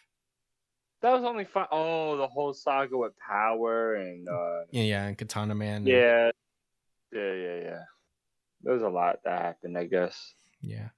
Well, the way they animated it, I feel like they would have to break it up bit by bit, just because, like, it's very meticulous. Yeah. I would recommend you check it out, Josh. I think you'd find it interesting. I do want to check it out, actually. Yeah, it's but really not good. If it's like hentai. What the no. fuck? No, I don't remember that. It's only like 3 episodes. You remember Himano? Like, come on. The eye patch girl that, like, yeah, that threw up in the nigga's mouth or something like that. Yeah, that happened. Gross. But anyway, was that all, Brian? Yeah, I highly recommend the Chainsaw Man anime. Yeah. It's a really good entry point for the series, and it just, man, I just really interested to see what they do next with it. How much more they can kind of flesh out with this series when it comes to the whole bomb girl part. And man, Reze is next though, Josh. Season 2 would have Reze for sure. Starting off with Reze, which is pretty great. That's where Chainsaw Man rides a shark to kill a tornado, baby. So, yeah. So I'm really excited. Yeah, check out the Chainsaw Man anime, please. It's that good. Yeah, I've only seen a couple episodes of it, but what I have seen is pretty fucking awesome. But yeah, Yep, all right. Those are my thoughts. Well, there you go. That was Chainsaw Man, and we do have a couple questions backed up from our most stalwart listener, Mike B. Sketchy Mike, Sketcherino. Happy to have him here. This is from way back in the day. This is from August. So we're gonna do that. I do want to suggest, I guess, a bonus question, just because he sent us a pretty relevant question to the first show of our year. Now that I'm thinking about it, but let's do these first. Which manga character do you think is a low key hip hop head, and why? I would say a lot of dudes could probably be that. A lot of people. Low key hip hop heads. Let's go by series. Why don't we do this in an organized way? Yeah. Let's stick to the series that we read. Yeah. For this podcast, and we'll each pick a character. And Hunter x Hunter. I'm gonna go with Leorio. I can see Leorio, I guess. I can see Gon listening to him. Yeah, Gon free. Not Gon Kurapika, free. though. Not Kurapika? Gon free. Kurapika. No, he's definitely not. He listens to metal. Kurapika is in an endless sea of torment and despair. Yo, when you said that shit last week, I was crying. Gon head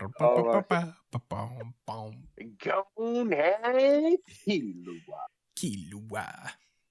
One Piece. Who do you think? Does it have to be the Straw Hat Pirates? No, it could be anybody. Usopp. Usopp for I'm sure. going with the easy out. Usopp. I can see That Law. is an easy out. I can see Law. Scratchman Yeah. Apu for sure. Yeah. Scratch pineapple for sure. Okay. Jujutsu Kaisen. I would say pretty much the whole cast.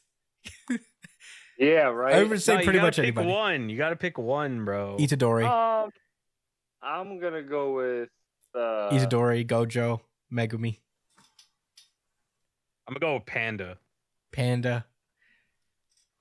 Panda's my answer. Mr. Rishi. Mr. Rishi? Who's Rishi? I forgot his name already. It felt so long ago. There's a Kotsu, Okotsu, yeah. and then there's the other guy. That's what I'm trying to talk about. That is stronger than Gojo. Hakari. Was Yuki supposed to be the third person that could give Gojo problems?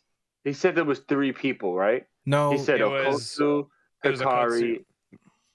No, those are the only 2, right? That's it? yeah. No, and then they said that Megumi could get to that point. Oh, He's They not said there that yet. Megumi could get to that point where he could surpass him.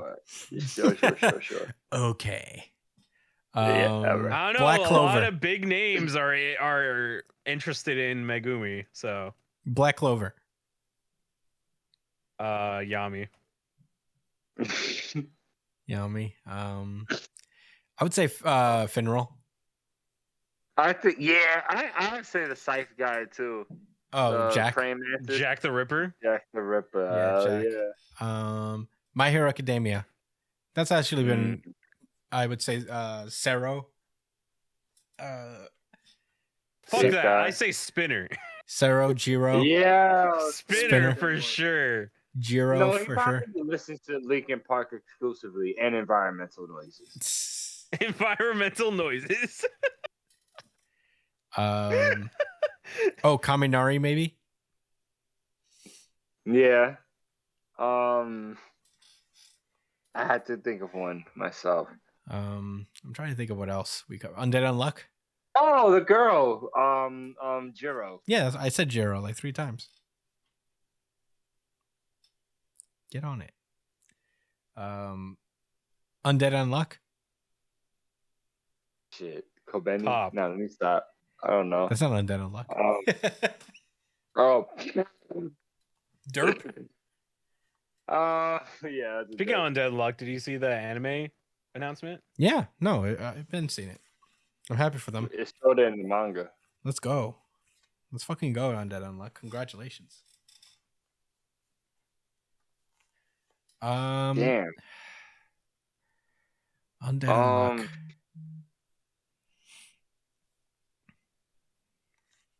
Andy. I would see Andy doing it. Low-key? Huh? Low-key, right? Top? Yeah, I said top. All right, that's fine. I'll What else? What other series? I feel like we're missing one. I bet that little girl, Untouchable, I bet she Boruto. was in the hip hop. Tatiana? Mm-hmm. Are we going to go into monthlies? Bust down, Boruto? bust down, Tatiana. I guess we could do World Trigger. World Trigger? I would say that's another one where pretty much probably the whole cast. They're all kids. They're all young kids. Yeah. Everyone sans the neighbor, because they probably don't know what hip hop is. Yeah. Probably not Kuga because he just got to this planet. Right. Exactly. Dragon Ball Super. The kids, I guess, go 10 Trunks. Yo, this most recent Chainsaw Man chapter was 10 pages long. Yeah. Anyway. What'd you say? Which series now? Dragon Ball Super. Go 10 Trunks. Yeah, the kids. Yeah. I feel like it's not in their time period in Boruto, but why not? Oh, what about Whis? Whis? Whis, sure. Whis? Whis seems like a low-key hip-hop head. He'd be into Yeah. it. Yeah. A low-key guy. Yeah, that's what I'm saying. So, Boruto. Kawaki for sure. I say Amato. Mato's a low-key one, for sure. She could die.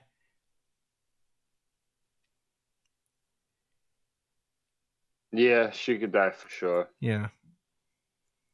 Shikamaru. Shikamaru put his son onto all this. I think he just read books. All of the Nara clan. Yeah, the entirety of the Nara clan.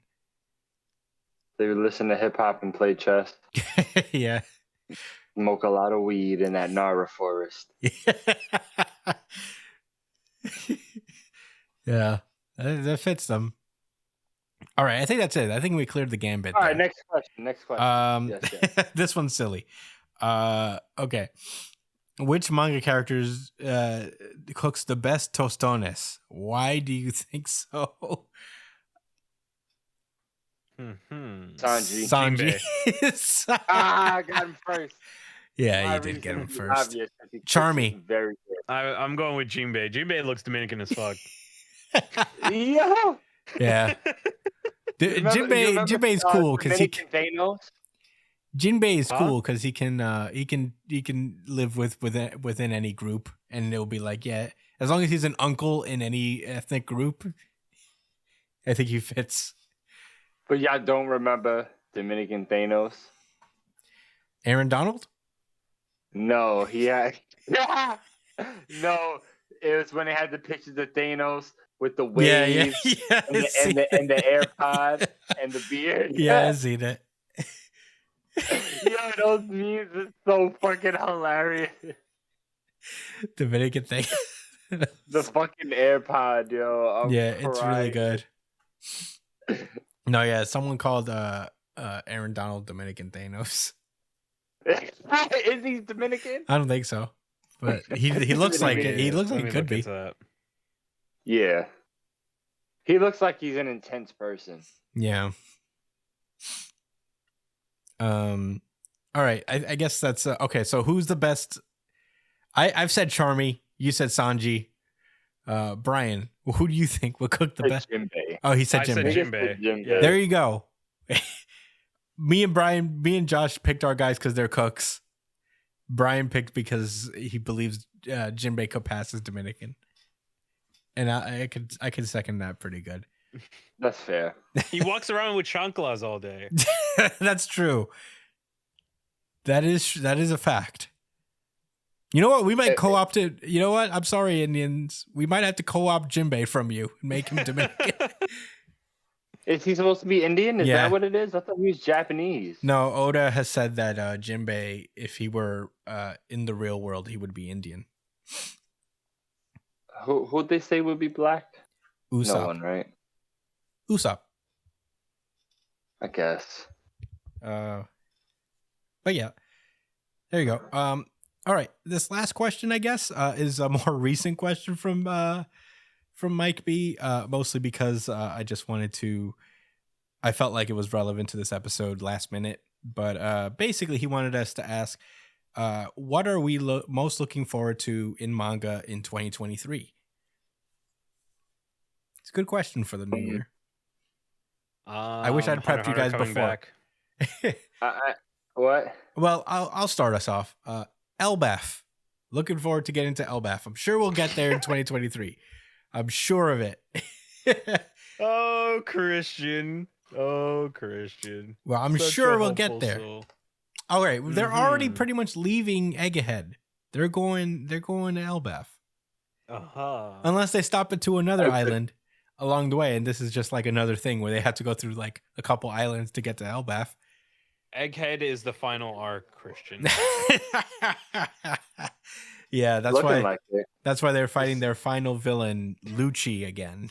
Lucci Lucci. and Kizaru. It's the next Marineford. Yeah. In manga, I'm also looking forward to the continuation of the Culling game. One of the best arcs ever. Jujutsu Kaisen might be ending this year, apparently. I hope not. But Akutami has said that like he's getting close, I guess. He's approximating a year or so, maybe a 2. But yeah, I'm hoping for another great year of Jujutsu Kaisen. Black Clover's in his last arc. Really, what I'm looking forward to is what we're gonna do with this show once like half of our series are over. I mean, hopefully there's gonna be some replacements. Blue box. Yeah, we're gonna have to probably cover Akane Banashi. No. I like Akane Banashi, but it'll be tough to color. Sakamoto Days. Hey, I mean, look, there's going to be a lot of vacancies that we'll have to ask the readers to fill in and the listeners to fill in what they want us to cover. Oh, we'll cover probably have to Naruto expand. Story. We could probably expand beyond Jump, right? I mean, I'm only picking Jump because we have easy legal access to it. Yeah. Yeah, but we have legal ways to read other things. We don't. Legal. Brian. Just like we have other ways to watch Dragon Ball Superheroes, Brian. Yeah. That you're gonna. I watched it legally, of course. How the fuck did that happen? What do you mean? Outside of a movie theater. Yeah, you could buy it. Legal ways. You could buy the movie now. Probably. I don't know. I watched it legally. So, okay. 2023. What are you guys looking forward to? Okay, me personally, I am looking forward to World Trigger becoming consistent again. Hopefully, I'm praying that we can get to a bi-weekly format or something. If not, he stays consistent at least for the entire year. Yeah. Not a good look because there has not been a chapter yet. It comes out in 8 days. Maybe at the from end. the recording. It comes out in 8 days from the recording of this episode. So next week we should have World Trigger, or maybe the week after, depending on when we record. I'm looking forward to Chainsaw Man. Mm-hmm. Really showing, really, implanting, like, just taking its spot, being there. You know what I'm saying? I don't know how long it plans to last for, but there are a lot of series ending. And Chainsaw Man could be more than just what it is right now, but it doesn't have to be either. So it's fine. I'm not even going to talk about My Hero Academia. I'm going to spare Brian and the fans. There's very few things I wouldn't do to get Hunter x Hunter back and to be consistent. That's what I'm looking forward to, is when Hunter x Hunter comes back. Yeah, me too. That's essentially how I like. Not many things I wouldn't. It's my new favorite series, and I'm sad. Yeah. All right. Well, there's that. if there's no other things we're looking forward to, Yo, hold on, time out. I remember back in Avatar. Hear me out. During the eclipse, Zuko was talking to his dad, right? Mm-hmm. And his dad starts telling him how his mother, like what happened to his mom or whatever, and that she did. He said something. It was the way he said it. He was like, "Your mother did terrible, treasonous things that night." Like, have something to do with with their grandfather or something like that. And that's what I imagine people will say of me when they hear of what the things I had to accomplish to get Hunter x Hunter back. They're gonna be like, "Yo, Josh, he did some real treasonous, crazy things, man. That nigga's a wild boy." Yeah, that's what they're gonna say about. That's what they're gonna say about your friend and Podmate. By the way, did you hear about Avatar coming back? I did. It's coming back this year, apparently. 2025. No, it's not. No, that's not this year, Brian. That was something that's coming for Avatar this year. 2025 is when the new Earthbending Avatar comes out on Paramount Plus. That is pretty cool. Pretty cool. I hope they don't get in the way. Just let it be itself. Paramount Plus. Yep. Whatever. They own Nickelodeon. I have it. So I guess I shouldn't bitch. Yeah, there you go. Well, I would get it anyway just for Avatar. I don't think it's gonna be what I want it to be. You don't know that. Well, what I want is a modern day Avatar. I think that's what it's gonna be. Now. Like with technology and stuff, and technology today. Earthbender too. Yeah. I don't know. I saw something that said that there's something Avatar related coming out this year. They're making a bunch of Avatar. It's not the Earthbending thing. No, they're making a bunch of Avatar stuff. They're making a movie, an adult Aang movie. Yeah, they're making a bunch of stuff. It could be anything this year. All right, I guess with that, we're good to close out the show. Yeah. Brian, what do you want most out of 2023 from manga? Oh yeah, I said it already. Yeah, Hunter x Hunter to come back. That's it. Nothing to that's say all about your beloved series, My Hero. Don't you want it to end peacefully? Don't you want a part 2? Don't you want the writing to become better? I only care about Hunter x Hunter right now. Okay. I'm on my new shit. My Hero Academia is old school, old news. Yo, My Hero has a lot to prove. Hunter x Hunter is like Nen itself. The risk and reward. It's so good, but what is the cost? Togashi's what is health. the fucking cost? Hiatus. Despair. Uncertainty. Hiatus. Hey, I'm sorry, bro. I wish I could help you with this. There's a cost. And there's restrictions. Yeah. And the more restrictions and the higher the risk, the stronger the Nen ability. Just like this series. I allowed myself. I did it. I said I would never do it, and I fucking did it. And it's your fault. You, Chris. You, Brian, what did I do? All you motherfuckers listening, and everybody else on the internet that was like, "Oh nah, Hunter x Hunter." Stop trying to blame us. Blame yourself. You did this to yourself, Josh. The anime finishes. You don't even have to worry about the rest of the series. The anime did a good enough job, and you know what happened? It did do a good enough job. And then you know what the fuck happened after that? Oh, Hunter x Hunter's back. Let's go crazy in the streets and dance and party. I watched that video. I watched that. Your man hit the lot to the Hunter x Hunter anime intro. I could have contained myself. I was excited too, bro. What the fuck is this? That shit came back for a week and a half. Yeah. It came back for 8 business days.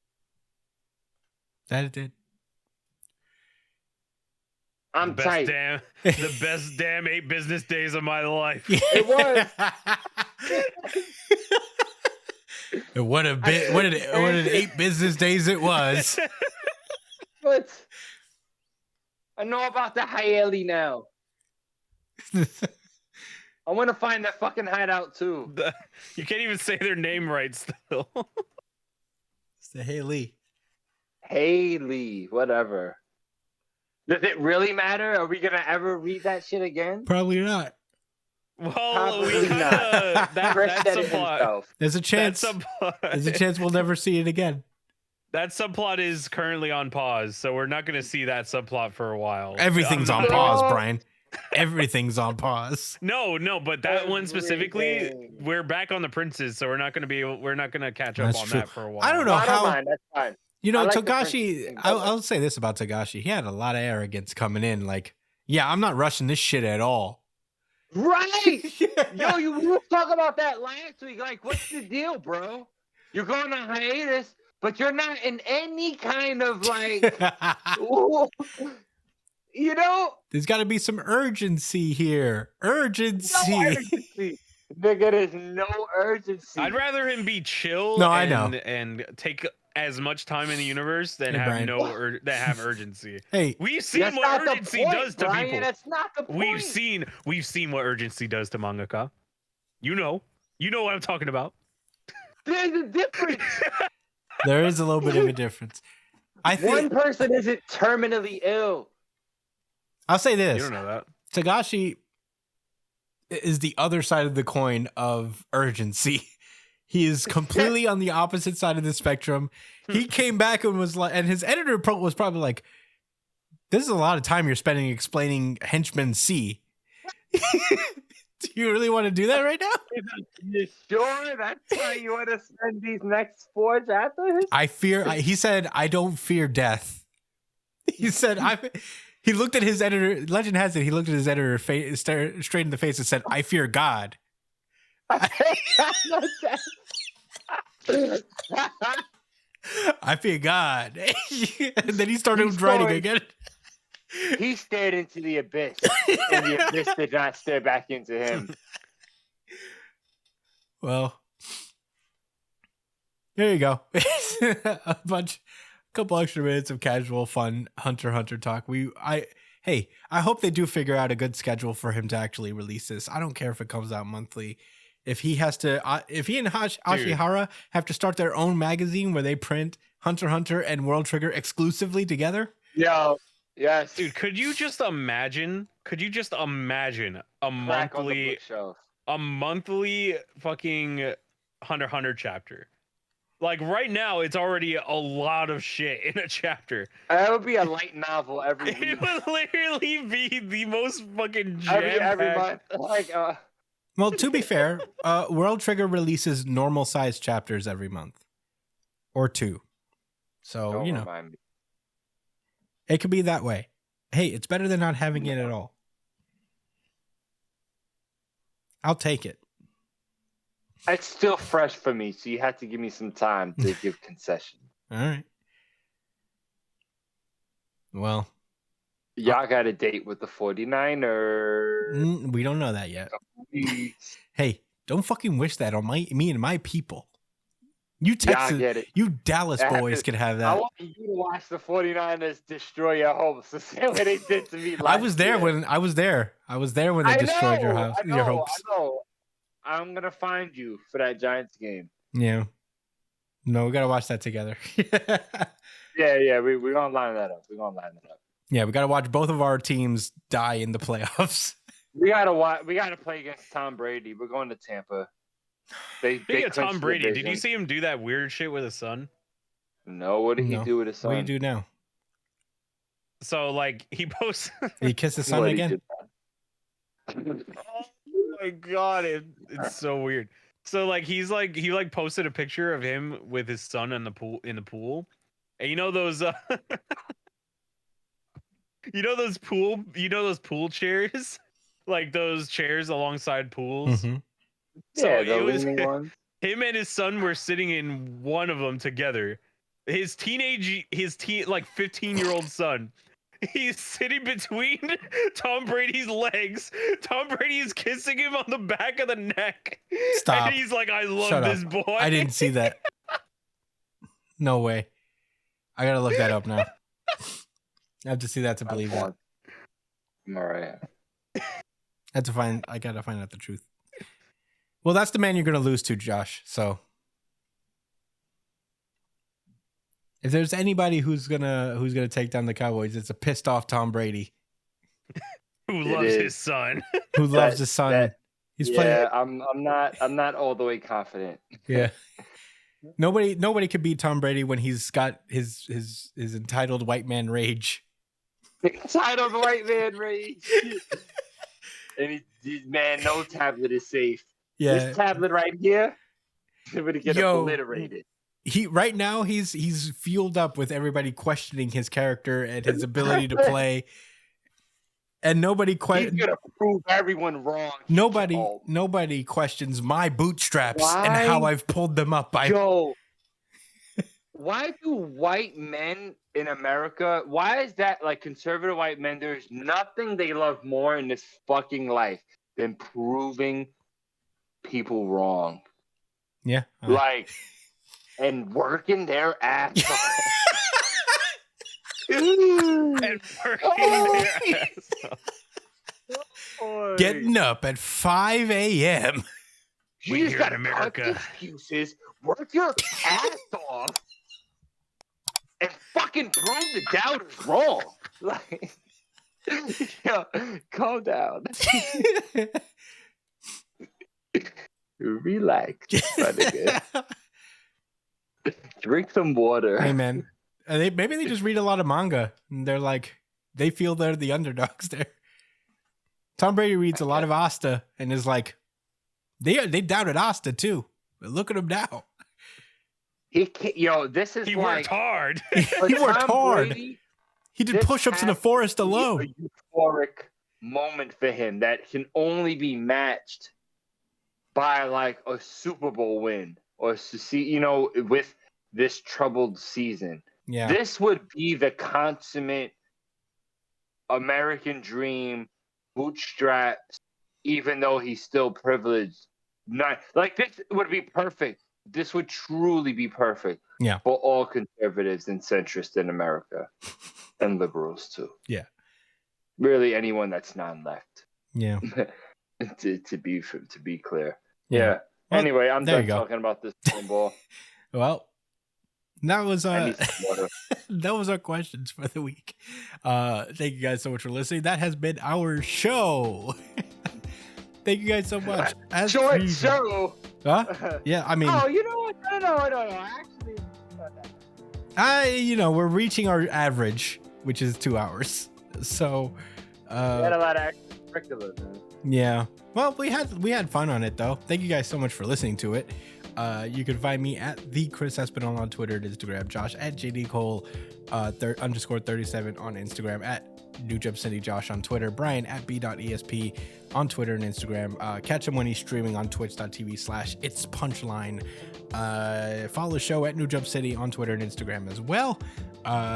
Follow the poll. We do it every Sunday or Monday on our YouTube community tab page. If you never want to miss it, subscribe to the channel. Share the videos. They are a lot of work. So do that for me, please.